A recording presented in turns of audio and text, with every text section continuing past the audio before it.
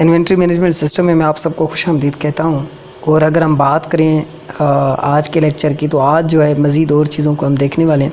Previous class के अंदर हमने यहाँ तक देखा था कि भाई आपने किस तरीके से जो है अपने यानी कि प्रोडक्ट को या अपने यानी कि जब परचेज़ करते हैं तो कौन सी कंपनी से परचेज़ किया और पेड अमाउंट्स वगैरह।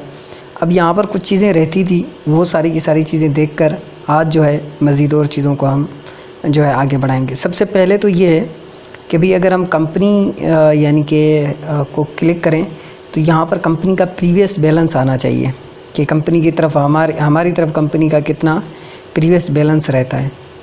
सो पहले ये आना चाहिए। फिर हम जब टोटल अमाउंट को पे करें तो टोटल अमाउंट जो है वो सब टोटल में से काट कर फिर जो है टोटल अमाउंट हमारा ये बने। तो आज इन चीज़ों को भी देखेंगे, कुछ और चीज़ों को भी हम आज पढ़ने वाले हैं। सो सबसे पहले मैं यहाँ पर आ जाता हूँ और थोड़ा सा हम कोड की तरफ आएंगे। कोड की तरफ आते हैं, मैं यहाँ पर जो है इस पर क्लिक करता हूँ और इस पर क्लिक करने के बाद जो है हम एक छोटा सा कोड करेंगे। मगर इससे पहले एक काम करते हैं, यहाँ पर ये जो हमारी यानी कि जो परचेज़ टेबल है, परचेज़ टेबल के अंदर एक और चीज़ को हम ऐड कर लेते हैं जिसको हम कहेंगे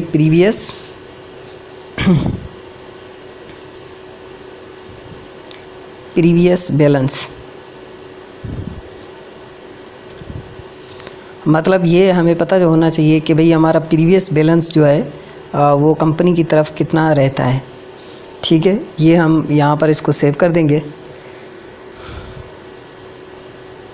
ये सेव हो गया। अब जब हम अगर हम सेव के बटन पर भी ये काम करेंगे, अभी किया तो नहीं है मगर ये हम बाद में जो है सेव के बटन के ऊपर काम करेंगे। मगर इससे पहले हम क्या करते हैं, एक और टेक्स्ट बॉक्स जो है वो यहाँ से जो है, चलो ये जो टेक्स्ट बॉक्स है Ctrl+C Ctrl+V, इसको मैं कॉपी एंड पेस्ट करता हूँ और यहाँ पर जो है टेक्स्ट बॉक्स जो है यहाँ पर मैं इधर पेस्ट कर लेता हूँ। ठीक है, यहाँ पर रख लेते हैं हम ताकि जब भी हम कंपनी का बैलेंस देखें तो प्रीवियस बैलेंस भी हमें यहाँ पर बताए। ठीक है, और इस टेक्स्ट बॉक्स का जो नाम है वो हम यानी कि यहाँ से जो है नेम प्रॉपर्टी में से ये यहाँ पर टेक्स्ट बॉक्स 1 आ रहा है तो यहाँ पर मैं लिख लूँगा txt प्रीवियस। ठीक है, इसको हम टेक्स्ट प्रीवियस कर लेंगे। यहाँ पर जैसे ही मैं कंपनी पर क्लिक करूँ तो कंपनी का टेक्स्ट प्रीवियस जो बैलेंस है वो यहाँ पर आना चाहिए। अब यहाँ पर एक चीज़ कर लेते हैं कि भाई सबसे पहले इसकी प्रॉपर्टी में जाकर जो टेक्स्ट है यहाँ पर देखें, मेरे ख्याल में आप लोगों को जो है थोड़ा सा जूम करके दिखाना पड़ेगा ताकि आप लोग जो है ना क्लियर जो है वो यानी कि आप समझ सकें। थोड़ा सा जूम कर लेते हैं, थोड़ा वेट करते हैं, यहाँ पर ये आ जाएगा इस तरीके से। मैं इसको थोड़ा सा आगे बढ़ाता हूँ और यहाँ पर हम देखते हैं थोड़ा सा ऊपर करते हैं इसको। इसकी एक प्रॉपर्टी आती है टेक्स्ट की प्रॉपर्टी, जैसे कि मैंने आप लोगों को प्रीवियस क्लासेस के अंदर बताया हुआ है। यहाँ पर नेम की प्रॉपर्टी आ रही है, कहाँ गई टेक्स्ट की प्रॉपर्टी। तो टेक्स्ट की प्रॉपर्टी के अंदर हम इसमें रख लेंगे 0। ठीक है, ये 0 होना चाहिए और इस पर क्लिक करेंगे। क्लिक करने के बाद एक कोड कर लेंगे, मैं यहाँ पर लिखूँगा इफ़, जूम आउट कर लेता हूँ इसको। इफ़ अगर txt प्रीवियस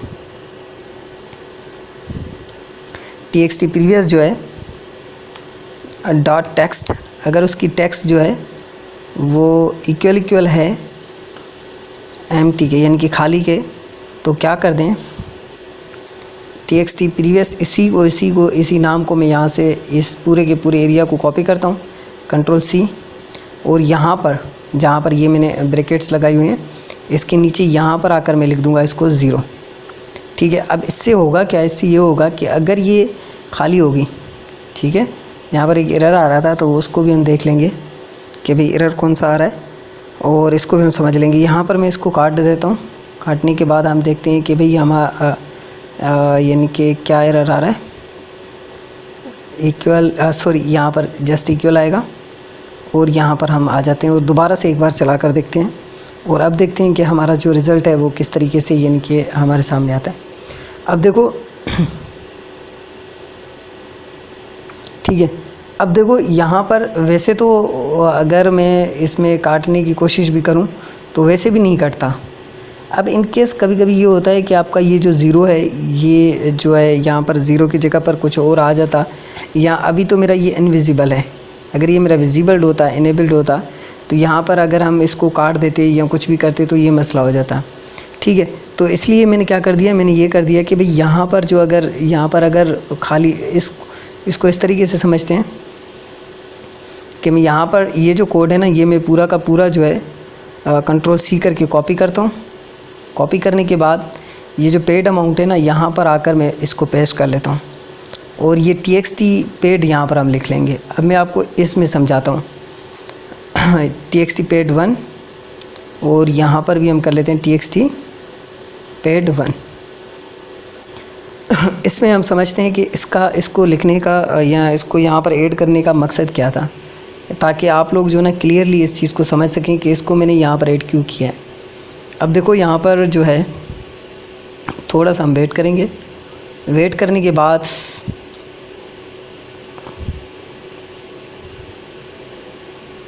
अब मैं 1 मिनट, अब देखो यहाँ पर ज़ीरो है। अब ये ज़ीरो में सारे के सारे काट दूंगा, मगर ये वाला ज़ीरो जो है ना मेरा नहीं कटेगा। यानी कि एटलीस्ट आपके यानी कि पेड अमाउंट में कम से कम ज़ीरो होना चाहिए, ताकि हम जो अपनी एप्लीकेशंस के ऊपर और यानी कि काम करते हैं या इसके ऊपर कोई और फंक्शन अप्लाई करते हैं या कोई ऐसा काम करते हैं, तो अगर ये खाली होगा तो क्या होगा कि वहाँ पर जाकर डेटा जो है बिल्कुल खाली जाकर वहाँ पर सेव हो जाएगा। अगर वो वहाँ पर खाली सेव हो जाता है तो हमारे लिए थोड़ा सा प्रॉब्लम हो सकता है। ठीक है, फिर उसके बाद हम क्या करेंगे, अब ये करेंगे कि भाई ये जो सब टोटल है इसमें से ये वाला जो है माइनस हो जाए और यहाँ पर आ जाए अगर हम पे करते हैं तो।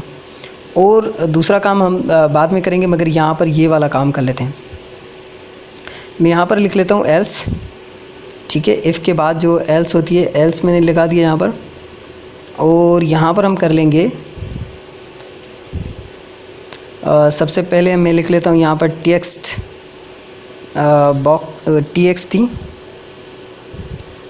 TXT total.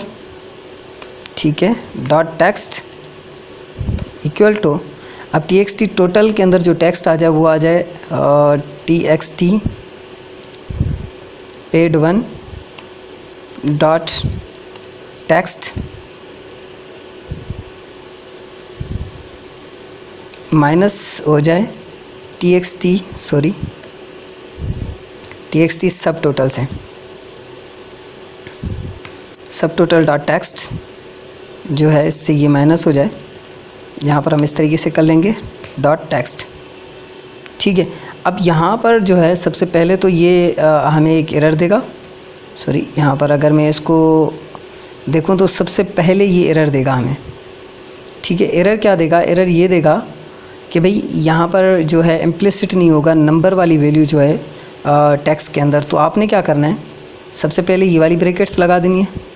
ठीक है, अगर लगाना चाहते हैं तो लगा दें, नहीं तो आप क्या करेंगे, यहाँ पर एक ब्रैकेट लगाएंगे और यहाँ पर एक ब्रैकेट लगाएंगे, फिर इस माइनस में से यहाँ पर ब्रैकेट लगाएंगे और यहाँ पर एक और ब्रैकेट लगाएंगे, और इस ब्रैकेट के बीच में आकर यहाँ पर आप लिखेंगे कन्वर्ट टू डबल या टू स्ट्रिंग, टू डबल कर दें, टू डबल। ठीक है, और इसको भी इसी तरीके से कर दें आप, कन्वर्ट डॉट टू डबल, ये डबल में कन्वर्ट हो जाएगा। अब ये जब दोनों हो जाएं तो फिर आप यहाँ पर ये जो लास्ट वाला है यहाँ पर आकर डॉट टू स्ट्रिंग कर दें। तो मेरे ख्याल में अब जो है इसका एरर जो है वो ख़त्म होना चाहिए। अब यहाँ पर क्या होगा मैं आपको दिखा देता हूँ। यहाँ पर हम आ जाते हैं और यहाँ पर हम थोड़ा सा वेट करेंगे। अब देखो यहाँ पर हम आ जाते हैं और यहाँ पर जो है मैं एक ए के नाम से जो है प्रोडक्ट ख़रीद करता हूँ और वो प्रोडक्ट मेरा 130 का, और ये मैं जो है 150 में सेल करने वाला हूँ। और यहाँ पर जो प्रोडक्ट की क्वांटिटी है वो 10 है। ठीक है, अब 10 क्वांटिटी है और इसमें मैं जो है यानी कि 2.0 जो है वो यानी कि 2 पॉइंट का जो है मुझे या ऐसा करते हैं 3 पॉइंट का जो है या 5 पॉइंट या ऐसा कोई भी जो है, चलो 3 जो है 3% जो है मुझे डिस्काउंट मिलता है और ये जो 93 जो है ये मेरा अमाउंट बनता है। और यहाँ पर इस कंपनी पर मैं क्लिक करता हूँ, ये मेरी ABC कंपनी थी और इसमें से यानी कि अब जो मेरा अमाउंट बन रहा है वो 1200 कुछ इस तरीके से ये अमाउंट बन रहा है, ठीक है। अब इसमें से जो है कुछ अमाउंट जो है मैं पे कर लेता हूँ। अब यहाँ पर 2 चीज़ें आती हैं। पहले तो ये आता है कि अगर हमें डिस्काउंट मिल जाता है, ठीक है, तो डिस्काउंट मिलने के बाद जो मेरा सब टोटल था और जो टोटल है, अब ये मेरा टोटल हो गया। अब टोटल में से मुझे माइनस करना था, मगर मैं यहाँ पर सब टोटल में से माइनस कर रहा हूँ। तो मैं ऐसा कर लेता हूँ कि मैं यहाँ पर जो है 1 यानी कि अब थोड़ा सा ऐसा कर लेते हैं कि मैं यहाँ पर डिस्काउंट जो है 0 कर लेता हूँ, ठीक है। अब अंदाज़ा लगाएं कि ये जो है 1300 रुपये हमारी तरफ बिल बनता है, तो मैं यहाँ पर जो है 100 रुपया जो है जमा कर लेता हूँ। तो यहाँ पर एक तो मसला ये आ रहा है कि यहाँ पर ये माइनस में वैल्यू आ रही है। दूसरा मसला ये कि थोड़ा सा इसको हमें और चेंज करना है। सो इन दोनों मसलों को हम नेक्स्ट क्लास में देखेंगे। आज की क्लास के अंदर इतना ही होगा। सो तब तक के लिए अपना ख्याल रखिएगा। नेक्स्ट क्लास में मिलते हैं, तब तक के लिए अपना ख्याल रखिएगा। अल्लाह हाफ़िज़।